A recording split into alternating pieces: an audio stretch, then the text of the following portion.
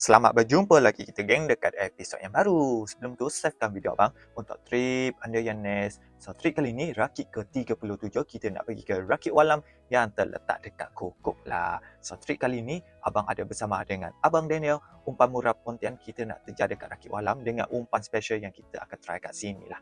Apa-apa pertanyaan mengenai Rakit Walam, korang boleh wasabi nombor tertera ataupun pergi kat titik Rakit Walam. So, perjalanan daripada JT Pelancongan Pemas ni mengambil masa 5 hingga 8 minit untuk korang sampai kat Rakit Walam. Okay. Kali ni kita nak pergi try dekat Rakit Walam sebab kita nak pergi main ikan tepi sangkar lah. So, kita nak target ikan sisik. Apa yang kita bawa adalah ikan kembung, ikan tamban batu, ikan sotong dengan juga isi udang lah geng. So, kita try kat sini. Selain itu, abang juga akan try main jaring tengok-tengok apakah hasil yang kita dapat kat sini.